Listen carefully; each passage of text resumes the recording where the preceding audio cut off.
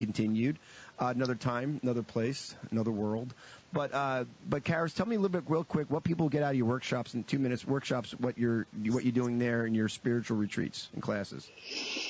You'll feel seen. You're able to see other people who are like you. So many people feel so alone, and we always meet in really beautiful spots too. And you learn how to both do some multidimensional stuff of your own, connect with the Earth Grid, connect with some of your guides. And usually it's nice to get a good mirror because other people can really see you. If they can't really see, then they can't really see you. So bringing those veils down in between us is really powerful, and that's what they get.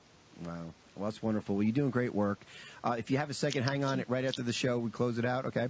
And this is something that is just great. Isn't it refreshing to have a conversation like this with somebody who's not only in the know, but practices it as a daily basis? This is what and I'm sure you surround yourself with people like this. You probably have more people around you believe what you believe than your typical, like, let's go watch the sports and see what the Falcons are doing on Sunday, you know? That's like the ultimate part of their week, right?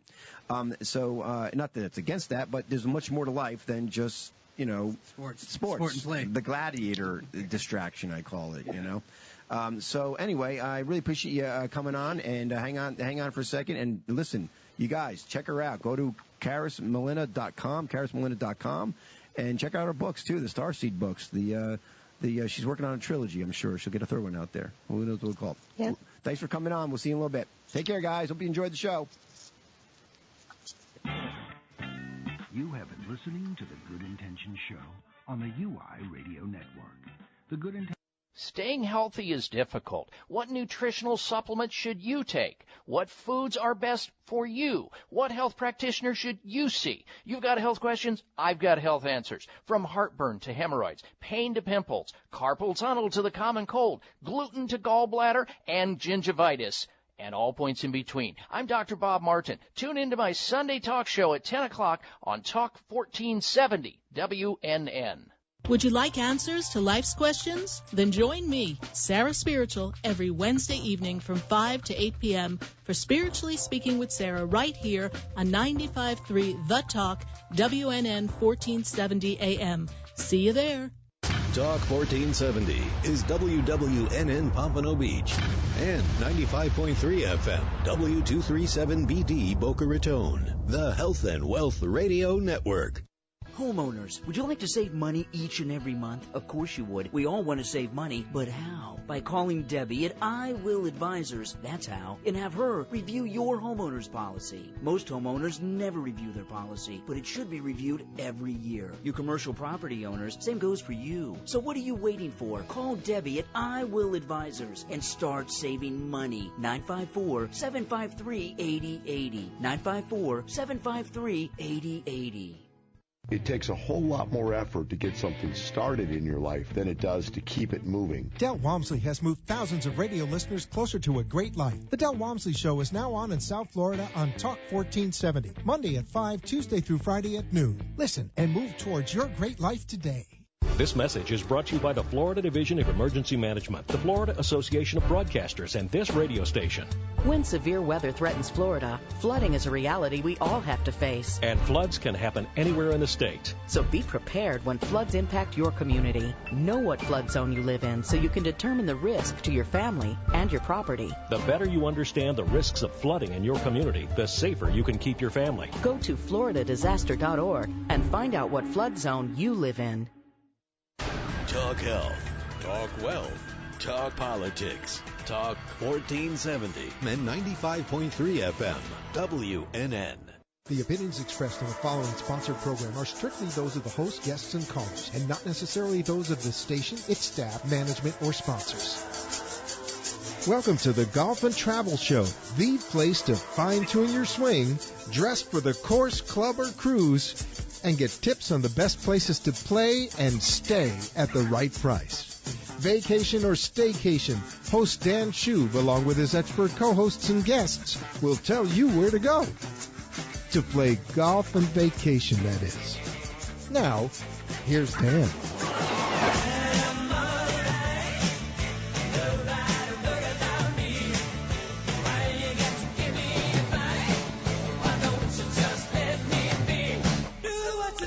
Welcome to the Golf and Travel Show. I'm your host, Dan Schub, and tonight, like we typically do, we're going to talk some golf, we'll talk some travel, and in just a minute or two, we'll be kicking it off with our guests. We're going to be talking to Paul Rogers. He's the president of East Point Country Club up in Palm Beach Gardens. And a little bit later in the show, we'll be chatting with Deborah Bailey. She's the author of a new book, A Colonial Williamsburg Love Affair, Takes and Tips from a Lifetime of Visits. And, of course, got a bunch of travel deals for you. We'll save them till the end of the show. Everybody likes to get away, especially this holiday weekend. So hopefully some of you are still sticking around or on your way somewhere. It's a bit rainy here and not the best for golf around here. But nonetheless, I heard of a wonderful story of East Point Country Club, which happens to be just up the block from my office. I drive past it almost every day and wish I was out there playing. But I heard that they have some expansion plans, which is kind of unusual for country clubs these days to be expanding. And even more unusual, they are not charging their members for the expansion. So when I heard that, that was really unusual. So I thought it might be something worth sharing with all of you to find out about a real successful country club that's right in our area. So without further ado, I'd like to introduce to you all Paul Rogers, the president of East Point Country Club up in Palm Beach Gardens. Paul, are you there? Hi, Dan. How are you? I'm doing great. How about yourself, Paul? I'm doing terrific. Hopefully you're staying dry? But kind of here, so looking at the rain outside. It's terrific. I know for us golfers or members of clubs, I live on a golf course, and I've been looking out there. It seems that the ducks are enjoying it more than the golfers. Absolutely. Yeah, it's a little bit wet, but it will get better, and this is a good time of year for golfers because the golf courses have less people because a lot of the seasonal residents head back north, and us hardcore folks that stay down here year-round, we've got a little bit more of the course to ourselves. But as I mentioned earlier, what's going on at your club just seems to be a little bit unusual to me.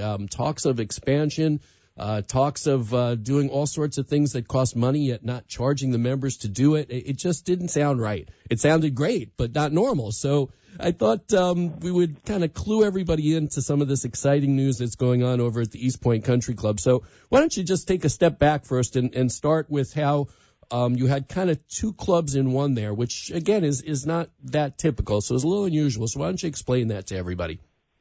Okay, certainly.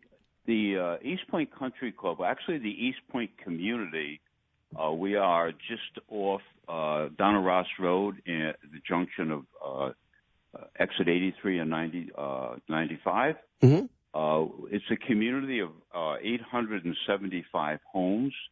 And when it was built in the 70s and 80s, the first thing that was built was East Point Country Club. And that was built at Tom Fazio course. It was built in 1974. And in 1983, the second golf course was built, another Fazio-designed country club, Golf and Racket Country Club. The unique thing about East Point at the time and throughout the next 30 or 40 years was we have a gated community, 875 homes, and two separate country clubs, Golf and Racket Country Club and East Point Country Club. And over those 30 or 40 years, it's a beautiful community. It's gorgeous. It's well maintained. The courses were excellent.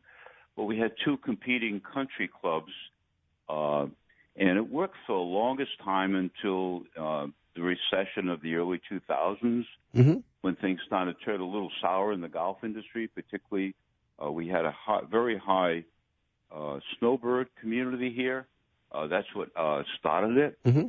So in those period of time, the clubs, like many clubs in South Florida, started to struggle. Sure. Particularly the Golf and Racket, which was the second one built, it started to really fall into some serious financial issues. And around about 2013, after many, many, many attempts, the country clubs finally were able to get together and merge into one, and that happened officially in 2015.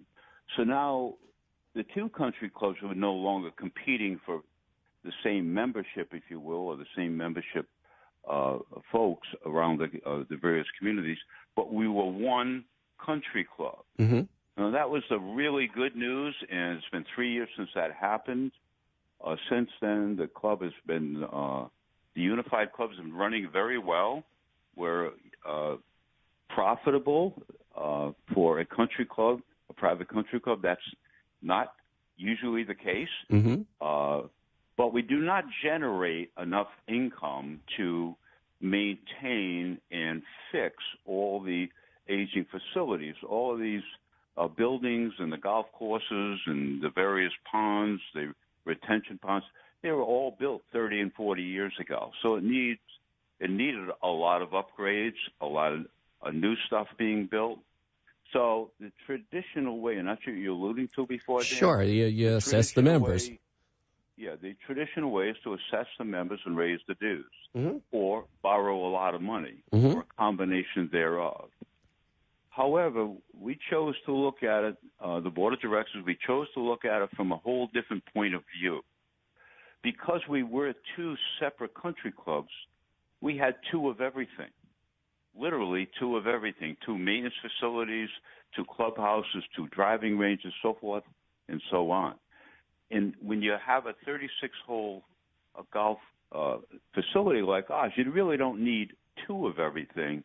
You need one of some things and a couple of these and one and a half of those, but they all have to be new or newer, upgraded, and functioning properly. So what we decided to do was to look at some of the properties that we owned that were duplicates. Well, for example, in our case, we chose to look at one of our driving ranges and the tennis courts that are adjacent to it and say, do we really need those? Because we have the same thing right around the corner, another driving range and more tennis courts. Right. So we decided to look at selling that property to a competent developer that has worked in the golf course community environment in South Florida, and then take the proceeds of the sale of that property and invest it back in our facilities. And our first major project is to take one of the clubhouses, the original Golf and Racket Clubhouse, and turn it from a 40-year-old clubhouse into a newly renovated recreation center for the country club. Wow. With a brand new state-of-the-art fitness center, a new bistro restaurant and sports bar attached to a resort-style pool with a patio in front. Just a really gorgeous, functional facility that we really don't have today. And then we're going to take, and because we did that, we're going to centralize our golf operations and our maintenance operations into the golf operations into the east function, the east clubhouse, where we were going to enlarge the practice range, add additional tees to it to accommodate more golfers. We're also going to build a brand new short practice facility, and which on the land adjacent to the practice range, which happened to be a current old office building. We're going to tear that down and move those offices into the older or current fitness center for the East Clubhouse, because we're moving that to the new recreation center. So it's a lot of moving parts, but at the end of the day, we'll be able to improve the entire operations of the country club for all its members, and we have 916 of them. 526 are golfing members, the balance are social members. So we're going to improve the functionality for all of them. We're not going to raise their dues. We're not going to assess them. And the very unique thing about this whole action, if you will, is because we are building 50 or 52 new beautiful homes right adjacent to the golf course, lovely view.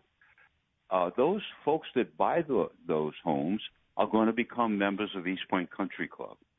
So not only is there a short-term gain in the proceeds to enhance the facilities, but there's a long-term gain in new members, which will add to basically our membership and our due structure and into the long haul. It sounds almost like a corporate merger more than what you'd hear at a country club, right? Well, it's a private country club. It's owned by the membership. We currently are. We have hired in 2010. We hired Billy Casper Group to be our day-to-day operations manager of the club. Mm-hmm. They've done a wonderful job for us. They've helped us turn the corner in terms of profitability. So let's put it this way. Everything has, let's say, fallen into place ever since that merger 3 years ago. 3 years later, we're well-positioned. And we've been doing this in growing our membership without assessing members. We also are in North Palm Beach County for a private country club. We have wonderful golf courses. We are probably the best or one of the best value for a private country club in the greater North Palm Beach area. So I have a question. A quick question. Yes, do you have to live in the community to be a member? Can you live outside and be a member? And do you offer any summer membership, since the summer is right here now and everybody's listening, if there's anybody who wants to maybe check you guys out? Yes, we do have summer memberships. As a matter of fact, we just welcomed in 106 of them. Mm-hmm. And that's generally what we target, is around 100 summer members. We also do and have had outside members for many years now, probably the last 15. Right now, the configuration of East Point is there's about 300 of our members live inside the gates of our golfing members. 380 of our social members live inside the gates, and about another 300 of our golfing members, these are rough numbers, by the way, are non-resident members. Okay. Now, over the years, we've really aggressively gone after non-resident golfers. During that period of time where golf was struggling in South Florida, particularly in snowbird communities. Mm-hmm. So that's our current configuration. What we are in, and we do welcome new summer members. We'd love to have more of them come in here. An interesting thing for our because we're doing well, we starting in November, which is our seasonal year, next November of this year. Mm-hmm. For the first time in a number of years, we're going to initiate an initiation fee for outside members. We're not doing it for residents because when you buy a home here, which is a lovely community to buy a home in, when you buy a community here, you automatically become a member of the club. At minimum, a social member. Mm-hmm. So starting in November, there will be an initiation fee, but anybody that comes here and tries it out in the summer and wants to stay on, they will not have to pay that initiation fee. So a little promotion for us. So if anybody's listening and they want to find out more about real estate, if they want to find out about membership, summer membership, I'm assuming the best place to go would be your website to find all this out? Yes, absolutely. Go to the website and explore the website. You can contact the club. We will set up a tour for you. We'll show you we'll set you up with some real estate agents that live here. If you want to look at property, if you just want to look at being a member here, we'll set you up with a member, probably me or someone else. Go out and play around if you'd like, have lunch. We're very accommodating. We love to invite new folks to come in here and visit us and talk to us. So that website is East Point. That's EastPointe-CC.com. It's a great website. I took a look at it, and like I say, I get to drive by. I come to my office the back way, so I'm driving past your facilities all the time, and it just looks beautiful out there. So if anybody's listening, come and visit us. I know. I'm so busy working between my day job and all this other media stuff that I do. People think I play golf every day, and it's just not the case. You could find a half a day anytime. I'll take your word for it. I'll tell my boss that as well. Let me free for an afternoon. So we'll see. Absolutely. But we are neighbors after all. Invite your boss. Yeah, that's the answer. He's a phenomenal tennis player.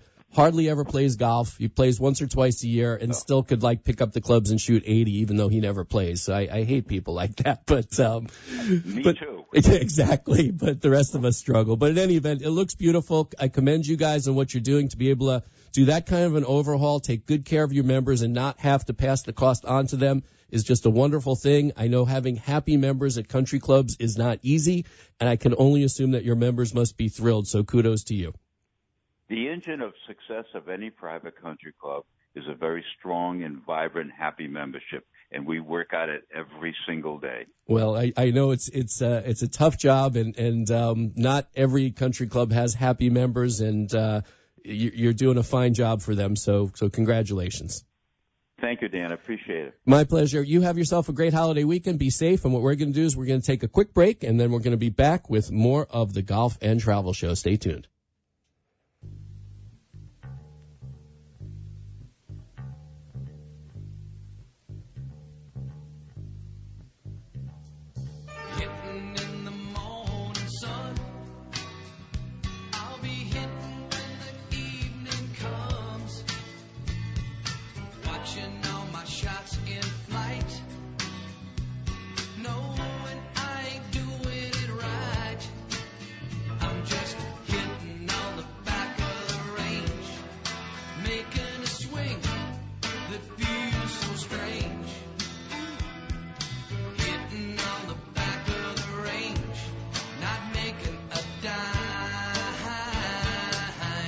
We are back, and if your business needs industrial workers or if you're looking for work, you got to call Labor Finders. Labor Finders places for temporary or temporary to hire opportunities for skilled, semi-skilled, or general labor positions such as plumbers, electricians, concrete workers, forklift operators, drivers, landscapers, hospitality, office clerical, and much more. Labor Finders has almost 200 offices nationwide. Near here in Boca Raton, they have offices in Homestead, Miami, Fort Lauderdale, West Palm Beach, and in Jupiter. So if you require legal insured workers or if you're looking for work, call Labor Finders toll free at 800-864-7749. That's 800-864-7749 or visit laborfinders.com.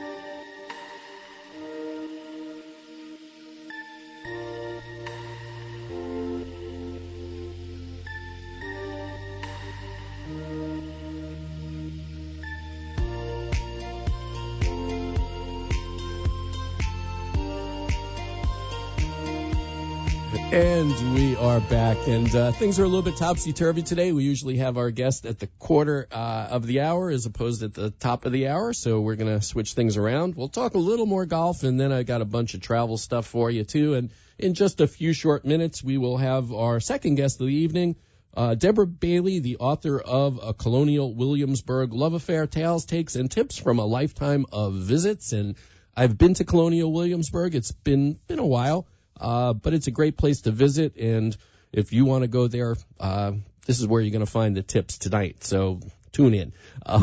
This week we got a bunch of golf going on. The Fort Worth Invitational, last I checked, Justin Rose, I think, had the lead at 10 under. We'll see how that plays out. The women are in Ann Arbor, Michigan at the Volvic Championship, and the Champions Tour is also in Michigan in Benton Harbor, and they've got their second major in a row, the KitchenAid Senior PGA Championship. Boca Raton resident Bernhard Langer is the defending champion, so I will be tuning into that this weekend because I am not going to be out on the golf course. My buddy James messaged me today. He asked me actually to play tomorrow, and I just don't want to be knee-deep in the mush, so I passed on it. I don't see it being a sunny morning tomorrow, so shame on me if it ends up being nice. I gambled wrong. I also wanted to mention that this past week, LPGA Hall of Famer Carol Mann passed away at 77. She won 38 titles on the LPGA Tour, including 2 majors, and is in the World Golf Hall of Fame as well, so condolences to her family. She certainly did a lot for the game of golf, especially women's golf. Also, I saw something that I thought might be interesting to some of you. When my kids were younger, I was always looking for opportunities of camps to send them for the summer. My kids did go to golf camp. Neither one of them really took on the game much, especially my daughter. My son, he is first starting to get back into it. But I did send them to camp, and a place that I'm really, really in love with is the Dominican Republic, and one of the best golf courses in the Dominican Republic, which I have not had a chance to play. I've played other wonderful golf courses in the Dominican, but of course the most famous is Teeth of the Dog, which happens to be at Casa de Campo in La Romana, Dominican Republic, and I noticed that they are hosting a PGA Junior Golf Camp there, and it's going to be led by PGA professional Susie Wally, and you may recall her. She actually is one of very, very few women to have competed against the men on the PGA Tour. I believe maybe it was the Hartford Open that she played in. So she's got quite an impressive resume and is an excellent instructor as well. So if you've got kids that are between the ages of 12 and 17, this camp runs from July 29th to August 3rd. It's not cheap, but you get to take your kid, of course. You don't just ship them off, I guess, to the Dominican Republic. So one parent and one child, the cost is $3,395. Two parents and one child, $3,995. So it is not inexpensive, but you're going to get advanced player instruction. You're going to get a low student-to-teacher ratio of 4-to-1. Instruction with an emphasis on course strategy, and you are going to get rounds on 3 of their golf courses, the all Pete Dye courses, the Teeth of the Dog, of course, the most famous one, plus Dye 4 and the Links. So this is an incredible opportunity. So if you've got a little bit of extra cash to spend on yourself and your kids, you may want to look into this, and I probably wouldn't wait too long to look into it as well.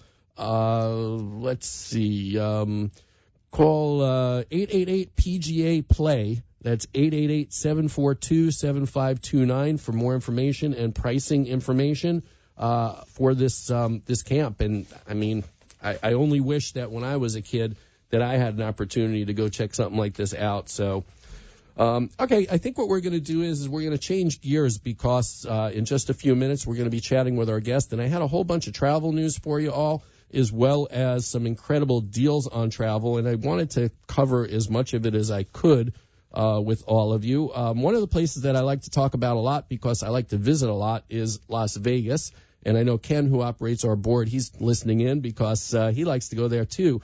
But just the other day, the union workers in Las Vegas authorized a strike.